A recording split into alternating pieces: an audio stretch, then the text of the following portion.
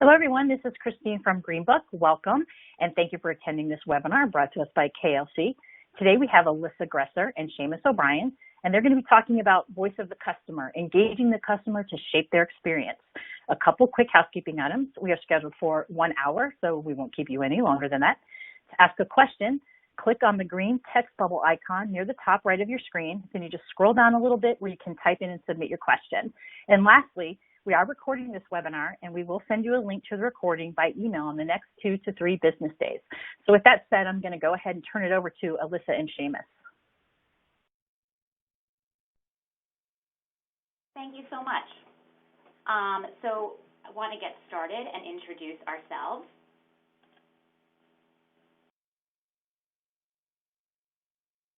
So I'm just going to introduce myself. My name is Alyssa Gresser, and I am the Executive Vice President here at KLC. And basically what that means is that I work with each of our clients to really make sure that all their objectives are met, especially in the research terms. Seamus, would you like to introduce yourself? Absolutely. Thank you, Alyssa. My name is Seamus O'Brien. I am the Director of our Customer Experience Strategy at Eversource Energy.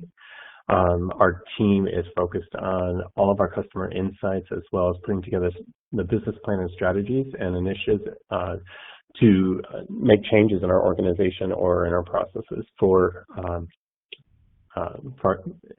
as it relates to our customer experience. Why is the voice of the customer even important? Let's first start with, what does the voice of the customer even mean? Voice of the customer is a term used to describe the process of capturing customers' experiences, expectations, preferences, and aversions.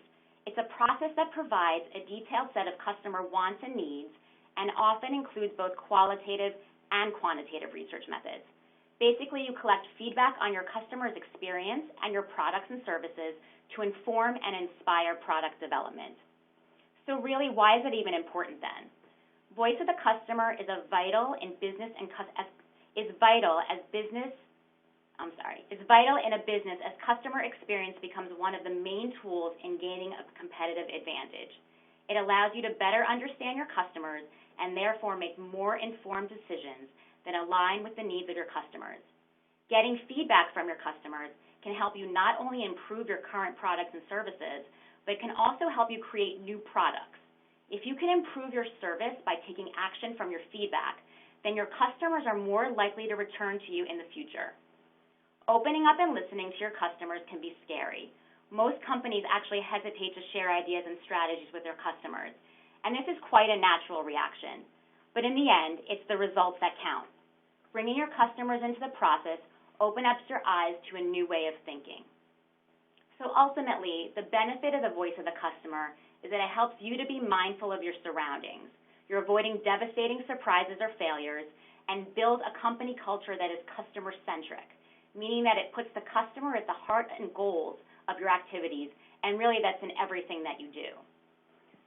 So today we're going to share with you how important the voice of the customer really is to the decisions you make, how an online community is a way to tap into your customers whenever you need them, how you can make that a company initiative, and finally then Seamus is going to come in and share some case studies on how Eversource is currently using the voice of the customer in their decision-making process. How an online community can help you achieve true customer-led growth. As I just mentioned, an online community is a perfect vehicle to hear the voice of your customer. It is a place where you can have ongoing dialogues with your customers to understand who they are, what they do, and how they live. So at KLC, we've actually taken this a step further and have been offering insight communities. And these take your traditional online communities, which is more of a linear process, and have turned it into a non-linear full circle community. So rather than having a one-way conversation with your customers, where we post an activity, get a response, and then report on it, we instead continue the conversation with your customers to really give you the full picture. You can truly connect with your customer and get to know them fully, their likes, their dislikes, what they do, who they are, and really most importantly, what they need and what they would purchase. So put another way, it's a way to conduct research about your customers and with your customers to develop products and services based on what they want and what they need. And to take it even further, an online community allows you to not just talk to customers, but incorporate them throughout all phases of the process, from understanding and defining the need, through prototyping and testing the product, through insight community. Your customers can become more invested in your brand, more willing to collaborate, and you become more customer-centric. So you now have this insight community. So now what? Your community is a place where you can facilitate the voice of the customer, and within the community, you have access to a variety of both traditional and non-traditional tools and methodologies. So you're probably familiar with most of the traditional tools like polling and surveys, forum discussions, but really the beauty of an insight community is how you use them together to get what you need. So now looking specifically at Eversource. Back in 2018, we started working with them. There's a customer community was launched in early 2018, and then we launched an employee community launching later that same year. The customer community has about 4,000 members, and the employee community has just over 500 members. And one of the great things about a community is the ability to segment out different groups for different products, and even the ability to slice and dice the results by your segments. So for example, for the Eversource community, we tend to look at results by residential customers versus commercial customers. We can also look at what state they live in, what type of dwelling they live in, and even what kind of service they have from Eversource. So we may have an activity that's just for, let's say, their gas customers. And because we already know who they are because they're in our community, we can easily roll out an activity just to them. As I mentioned earlier, there are a number of different tools that we can use within the community. For Eversource, we run weekly activities such as moderated forum discussions, surveys, quick polls. We do photo and video galleries. We do some in-depth ideation sessions. We can do online focus groups, ethnographies. And then we also have our co-creation methodology, crowd weaving. And that really gets your customers involved very early on in the process. All of this allows for real-time feedback from your customers and to really hear the voice of your customer. I'm now going to turn this over to Seamus, who will give you some background on Eversource, what drove them to become more customer-focused, and then he's going to go ahead and share a few case studies of how they use the community. Thank you, Alyssa. First, let me share a little bit about Eversource. Eversource Energy is an electric, gas, and water utility. We're based in Connecticut, Massachusetts, and New Hampshire. We're one of New England's, or we are New England's, largest energy delivery system. Eversource is committed to safety, reliability, environmental leadership, and stewardship for its 4 million customers. Eversource has 8,000 proud employees across the 3 states. Eversource set a goal back in 2017 to become the best energy company in the nation. Over the years, we've achieved several top awards, which included, but are not limited to, top quartile in our industry for our reliability metrics and with keeping our customers informed during an outage. We were the highest ranked utility on the Forbes Capital Most Just Company list, honoring our combination of corporate social responsibility and business success. We're number 1 in energy efficiency, number 1 offshore developer of offshore wind, and we were ranked number 1 with Newsweek's list of most responsible companies, recognizing our commitment to our corporate social responsibility. But our most important goal is to be ranked number 1 by our customers, or one of the best, and to be seen as a customer-centric company that puts putting our customers first. So back in 2017, we started our journey as we set these goals to enhance our customer experience. Eversource developed a customer experience strategy and organization focused on 5 core enablers to create the framework which has accelerated our customer transformation. The first being people and culture, building a culture of empowerment and building the skills needed to achieve our goals. Next is understanding our customer journeys, looking at our processes from our customer's perspective, and then creating the right metrics and goals which align with our vision. Next, we needed to tell our story with our customers. All the feedback that we had from our customers in today's day and age, they want to know more. We live in a social media age, or a very social age, and where in the past as a utility, customers just wanted us to keep the lights on. They just wanted us, send them the bill, they paid the bill, we kept the lights on. In today's world, they want to know what we're doing. They want to know what we're investing in. They want to know what we're doing to help the environment. So telling our story and building that engagement with our customers is very important. And then lastly, we needed to implement foundational capabilities that helped us, and tools that helped us understand the needs, perceptions, and the behaviors of our customers in a way that we'd be able to deliver that best-in-the-nation customer experience. So listening to our customers and understanding what our customers are telling us is critical to our improvement plan. In addition to many other foundational tools, we recognized that we needed to engage our customers to test our customer-facing messages, our enhancements, the products before we roll them out to our customers. We needed to understand our customers' perspective in their words, using their vernacular and through their voice. We needed to enable real-time feedback.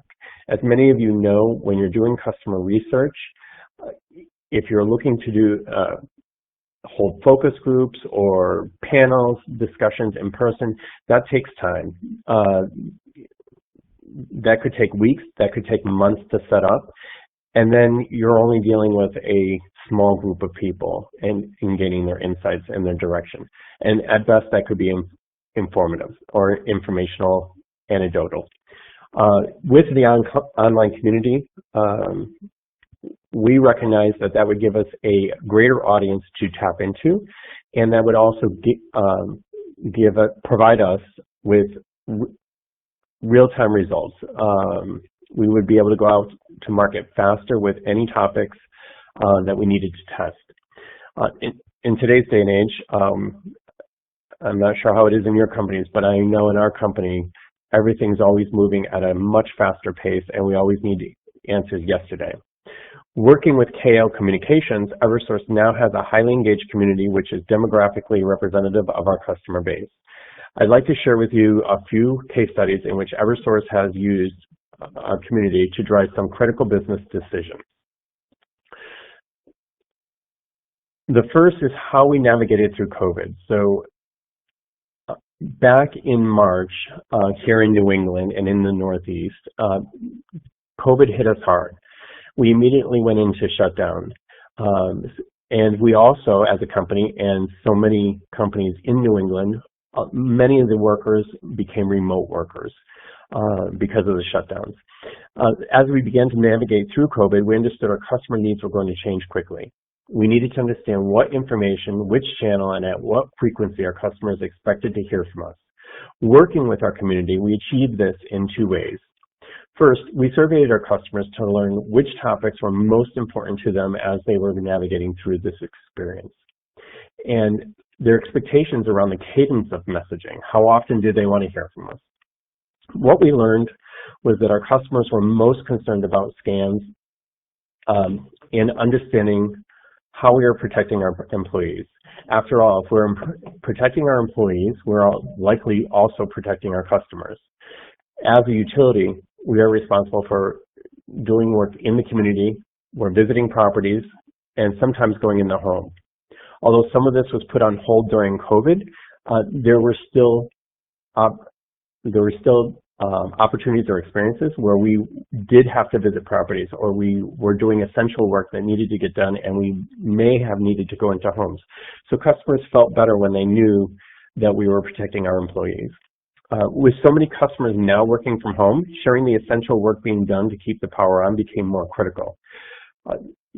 In the past, our customers may or may not have even known about an outage if it was during the day while they were at work. But now, with our customers working from home, not only are they just without power, but now they're not able to work. They're not able to, their kids, if they're home schooled remotely, are not able to join their classmates. So this became very critical, and having information as to what we were doing to help keep the lights on, help build that confidence with our customers. Our customers needed tips on how to use less while their new normal was causing them to use more energy than ever before. And we just needed to be more creative, and we had to adjust our messaging to help them. We needed to share our flexible payment options designed to relieve the energy burden while our customers had little or no income during this period. These insights drove how we communicated with our customers and the topics we continued to focus on through email and on our website. We then presented our community with one of my favorite. It may have been the smallest topic that we've run with our community, but this was a poll that we presented. Simply, we asked our customers, "How are you?" It was just a simple poll to ask how they were feeling. And in one word, how are you feeling? And you will see in the word cloud that we're showing here that our customers answered that. We had over 300 responses, and there were about 4, 5, 6 words that really stood out to our customers. What was so important about this is, for us, we're always asking for our customers' feedback on topics and messaging and so forth. This was a time for us to just show that we cared, that, just to ask them something personal. How are you doing during this time? And although this is a little bit more personal and we're just asking them, we were able to take that feedback on how our customers were feeling during this time and take those words and incorporate that into our messaging, through our communications, when we were speaking to our customers on the phone, when we were within person. This word cloud, although very basic or simple as an analysis, was communicated with our leadership through our employee communications, so that all of our employees could see and understand how our customers were feeling during this experience, during the pandemic. Again, this was one of my favorites. The next case study, this was a survey, and in June of 2020, the Eversource Voice of the Customer team worked in conjunction with our energy efficiency team to measure customer views towards having contractors in their homes to perform energy efficiency upgrades if using enhanced safety protocols in the face of the COVID-19 pandemic. The flow of this process is that we started getting baseline comfort levels and top-mind concerns about having someone in their home in the time of COVID. Then we introduced to them already planned enhanced health and safety protocols and immediately saw how that improved customer comfort levels. Following that, we also asked about further steps that we were considering to check on whether they were worth moving forward on. Baseline comfort levels were established before explaining the new health and safety protocols for entering customers' homes. After being exposed to the enhanced health and safety protocols, 71% of the customers were more comfortable allowing customers into their homes. The most important finding of the study was finding out how early customers wanted to see the enhanced health and safety protocols when exploring a home energy assessment. The research showed that knowing and being comfortable with the health and safety protocols put in place to prevent against COVID was a formative piece of deciding to contact Eversource in the first place about a home energy assessment, instead of explaining it later on in the process or just before the assessment was scheduled. This was important. Case study number 3. The Eversource Voice of the Customer team worked in conjunction with our internal communications team and outside contractors to conduct a message test around planned clean energy media campaigns to highlight Eversource's commitment to clean energy and carbon neutrality. This message was conducted in 2 parts. Part 1 focused on customer reactions to certain words or phrases such as clean energy, carbon neutral, or renewable energy. This test found that customers tend to think that clean energy is anything that does not emit toxin or carbon into the environment. Further findings from this study included the fact that customers most associated the terms solar, renewable, and wind with environmentally friendly energy. The best combination that would resonate with the customers. Customers were most receptive to the messages of our future is clean energy and smarter energy for you. Images that made use of solar panels and wind turbines were most commonly selected as working well with these messages. Customers' reactions to our future is clean energy centered around the idea that it felt honest to customers, but without feeling unattainable. The sub-messages clearly laid out that Eversource's goals are in a way without ambiguity. Overall, 78% of the customers tested indicated that they liked this message either a lot or somewhat, the clear favorite by 18 percentage points to the closest competitor. In part, because of these results, Eversource launched a media campaign around the message, our future is clean energy. The final case study number 4. What I'm showing here is just one topic among several we did to test new designs and features being developed for the Eversource website, our account overview landing page. The Eversource Voice of Customer team partnered with our digital team, our change management team to conduct a user experience test focusing on 2 different concepts for a new Eversource account overview page. The digital team gets a tremendous amount of feedback from the use of heat map questions. This is one of the reasons why I included this in our case studies. It shows from a different perspective the capabilities within the community. This particular account overview project tested over a dozen pages by splitting members into 2 groups. Using demographic data from the members' profiles, we were able to analyze results and focus on 2 different personas developed outside of this research without the need to ask further demographic topics. This made it more streamlined for our customers, for our members as they were going through this survey or through this experience. Several iterations later, now we have a very easy to use account overview page within our website. What you're seeing here on this page is just the framework and the wireframes that were the beginning. Our page now, I can attest to, is a very clean, easy to use, very intuitive page based on our customers' input.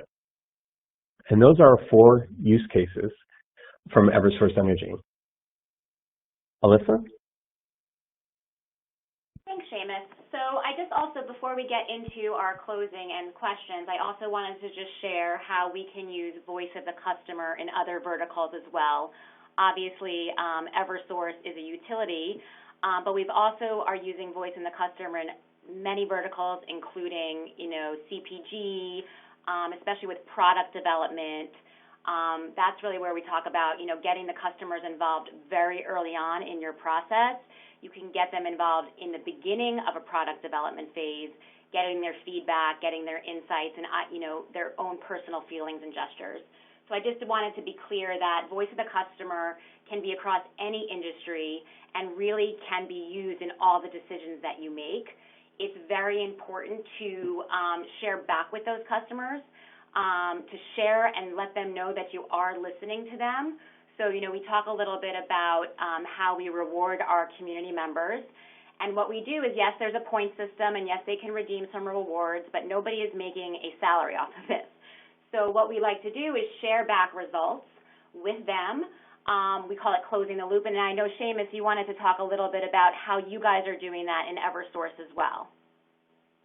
Yeah, so early on, the engagement of our community is very important to us.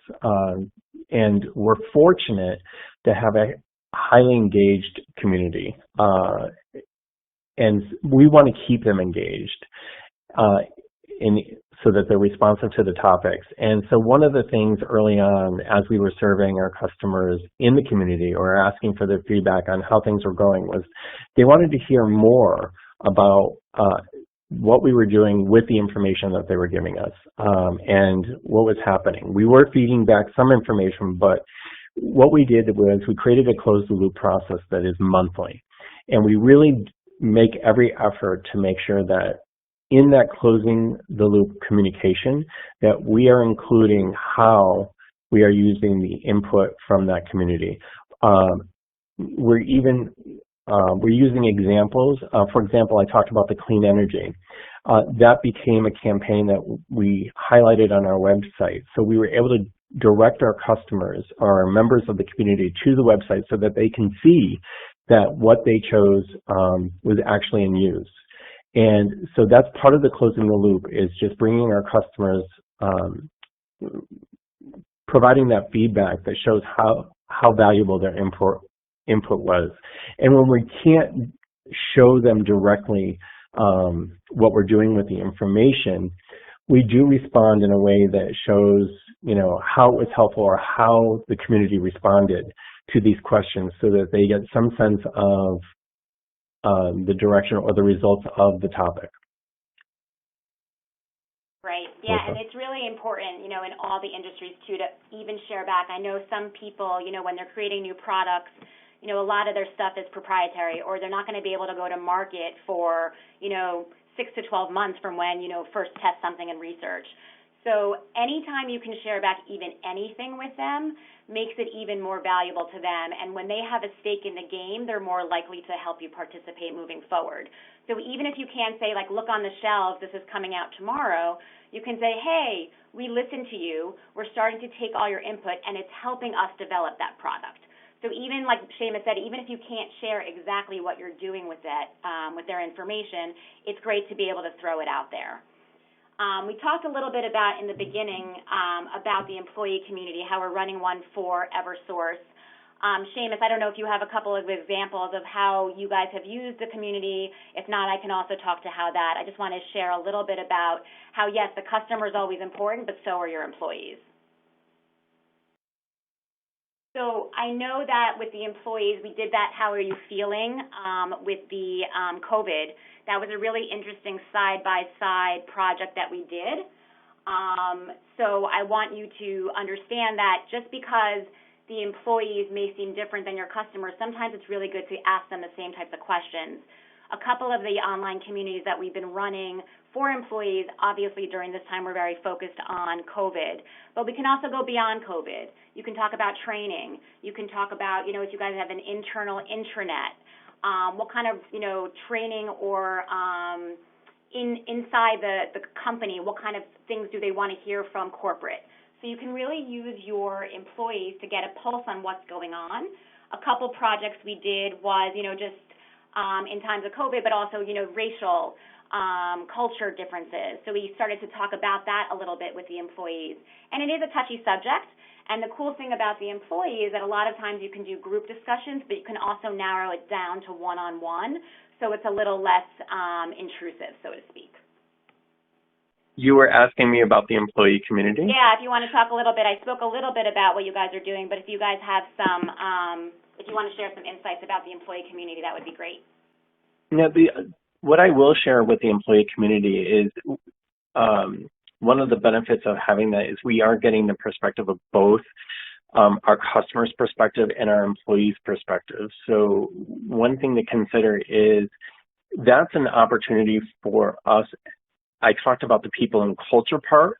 That's an opportunity for us to also, as we're making business decisions, to get the perspective of our employees and to get that insight. Not only are they experienced within our organization and in the utility industry, but our employees are also out and about, and they're also our customers.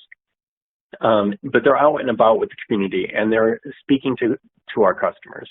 So their input from their perspective among some of our topics is also just as important.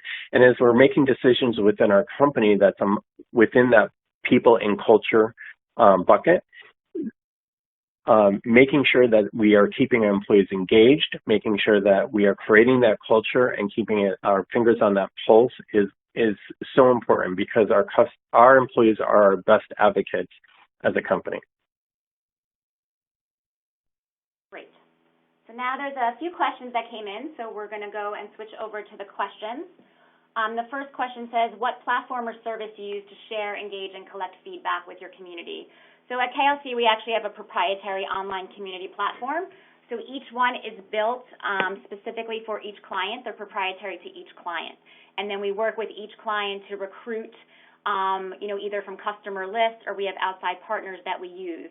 So it is a proprietary platform that we're using right now. Here is a question. This one is for you, Seamus. It says, obviously an online community is a big investment. How is an online community sold into your company, and was it an easy sell? So I won't say it was an easy sell, but it was, well, actually, it was. Our company was committed to becoming customer-centric and in the customer experience, and we recognized that we needed tools to do that. We moved our company. We had tools that gave us some insights through surveys. We have multi-channel surveys. We built analytics that were going to give us real-time results in that way, but we didn't have a way to really quickly, like I said before, test things. And the commitment of our company to our customers and to improving that customer experience, that's what made it an easy sell. The bigger piece here, and I spoke to this a little bit earlier, is the time and the expense of recruiting and doing any type of focus groups. That could almost be double the investment in having an online community. Great. Yeah, thank you. I do want to share that we have found that a lot of times when you talk about the investment, we have found that people say, oh, it's a big investment, but if you actually look at what you would have spent on an ad hoc basis for all the projects that you've done, usually we're seeing on average it's about a 35 to 40% quote-unquote savings. So just keep that in mind that, yes, it is an investment up front, but, for example, I think we've done, about 45 projects to date, I believe, for Eversource, and if you multiplied that by, what you would have paid ad hoc, they would have spent way more than they did for the investment in the community. Yeah, and beyond the money, and the money is, the savings, Yep. A business savings is important, but in today's world, being able to go to obtain information in real time is just so important, and then on top of that, having that real-time response is important. And the other thing in our company is we look at, we want to make sure if we're going to invest in an initiative or we're going to invest in a change, we want to make sure that the information is not just information or anecdotal. Having a community and having 300 to 400 responses in a topic or input from 300 to 400 customers gives us that confidence. Great. So here's another question. You briefly mentioned something about a co-creation tool. Can you talk a bit more about that and what that is? Sure. So crowd weaving is actually KLC's proprietary methodology that puts the customer in the beginning of the research process. So you're basically weaving the voice of the customer into everything you do from the start. I touched on that a little bit before. So in a typical crowd weaving challenge, there's actually 3 phases to that part. So in phase 1, we have ideation, and this is where we pose the members of the community or your customers with a challenge or a problem that you actually are looking to solve. And we ask the members on their own to kind of submit a solution to that problem or challenge.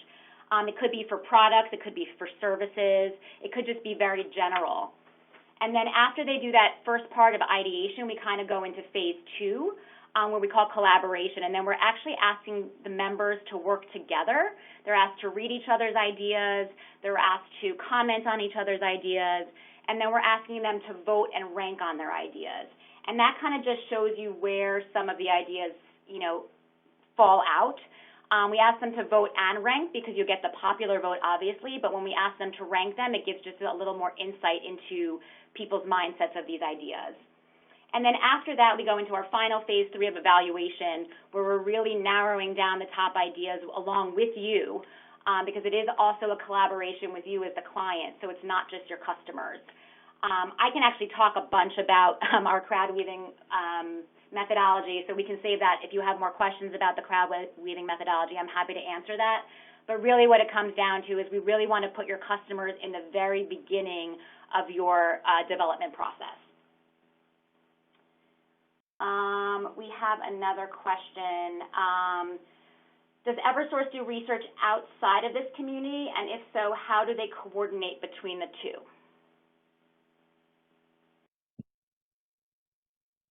We do, actually. And I mentioned just a bit ago, we perform or administer multi-channel surveys. We have both a relationship, a survey that is very random. It's aimed at and targeted at customers who may or may not have an experience with us. For us, at testing the perception of our brand. The second type of surveys are the transactional surveys. Those surveys are, after an interaction with somebody or an event within our company. And we use that feedback and we tie it back. And sometimes when we're receiving this information through our surveys, we want to test it with our community. So we're able to build that alignment with our community to say, we're seeing these results in our surveys. We want to test it with our community to dig deeper into those results, to find root cause for some things, or whether it's just a test if this is really a problem, or why it's a problem. So maybe we may ask, create a discussion within our community to research that a little bit better. And I'll give you an example. J.D. Power has an attribute in their survey about beliefs that that utilities support economic development within their communities. And from a residential and a business perspective, we wanted to understand how customers were perceiving that type of an attribute, and really understand that better. So we challenged our community to respond to that, so that we can get a better insight into how that question was being answered, or when customers are presented with that question, how they are understanding that. But we do that a lot. We have within our community, within Eversource, we're looking at things, in multiple channels. We look at things, we follow our social media. We're always analyzing our responses and our threads within our social media. As customers send us complaints outside of any of these channels, we're looking at those. We're pulling all of this together, and we are creating a synergy so that we can test and so that we can understand our customers better. And the online community is the tool where we can dig deeper into those some of those problems and some of those issues that arise. And then on the flip side, also, when we are enhancing something or when we are experiencing a something, positive experience with our customers, we want sometimes, when our scores are jumping a little bit during COVID, for example, we wanted to understand a little bit more about our customers. We were able to use a combination of both our surveys and the online community to really guide us there. Great, thank you. Yeah, and that's really important too. Like, we know and we do say, don't always put all your research eggs in one basket, meaning the community. So there's definitely, we know and we believe and we work together with our clients to conduct the research within the community and in other areas. But we also do have clients that have a very low budget and then they do more in the community and they use the community as their main research tool. So it really just depends on the needs and the budgets of each specific client. We do have another question here. How long are your surveys with panel members and how often do you engage them with surveys? So the length of the survey really depends, and it doesn't just necessarily have to be a survey. What we do is we work with each client on their objective, and then we suggest the best methodology to meet that objective. So, if we are doing a survey, it could be anything from, 5 questions, it could be 40 questions, or we can be doing more of an in-depth one-on-one conversation, or we can have a quick journal or a conversation in a forum discussion. And in terms of how often we're engaging, it really depends, but we like to at least touch base with them on a weekly basis. Even if you don't have an actual topic you want to talk to them about, we just want to keep them engaged. So we could just throw a quick poll up there. Or maybe, as Seamus mentioned, we do closing the loop, and we're going to share some results with them just to have a touch point with them on a weekly basis. That way, when you actually do have a project for them, they're going to be ready and willing to go. On the flip side, we have some clients who are doing 2 to 3 projects every week. We have clients that are doing 1 project a month. So we work within the scope of what you need from your customers, but ideally we want to touch base with them often enough that they are there and available, so when we do have something for them, they're going to be ready to respond. And I think we have a couple more questions. This one is, you talked about an online community. How long do they usually last? So most of our communities that we personally run are annual, so they're running 12 months or more. However, there is also the option to run what we call a pulse community. So that's a shorter-term community, and it could either be based around you have an objective that you want to meet, you have, a couple of questions that is going to be more than 1 project, so we have, a couple months, or it's just more of a budget thing where you want a shorter-term community. So usually those pulse communities last anywhere from 3 to 6 months, and there's always that option to continue. But like I said, the majority of our clients are doing longer term. And again, you're taking the time to build and invest in it, as Seamus was talking about it, and then you can tap into them whenever you need for the quick turnarounds. And I think we have one more question. At Eversource, how do you get started in the design process with enough time to get the customer feedback? You guys review it and make changes to the design before it's released. How does the design team receive feedback from their customers? So I think I understood the question to be, what's the runway we have typically? So typically as we're designing, as we receive customer feedback and we're looking at creating messaging or creating, say, a product, or I'll use the account overview page that I shared. Our team internally came up with concepts, and we then shared that with our community, and we tested that in several iterations. And within our company, a lot of our projects are agile, which means that we're going to have sprints, or we're going to be running in or moving through a project or design, like I said, sprints or over a period of time, and doing several different iterations for release and test. And so with the account overview page, we were able to test that through the process as far as timing and how we got that feedback. We would plan that in as we develop the concepts. We'd present that with the community. We would then take that after the community responded. We'd share that back with the team. We would meet on it, incorporate any changes, and then come up with a new concept and proof, and reintroduce that to the team, to our community. Great. Well, that's all the questions we have for today. So I just want to thank everybody for taking some time today to listen to how we believe the voice of the customer is important and how you can incorporate that into your everyday business decisions. If you do have any further questions, you can see our contact information here, both myself and Seamus. We'd both be happy to answer any further questions you have. And I know that Christine said she's going to be sending out the recording.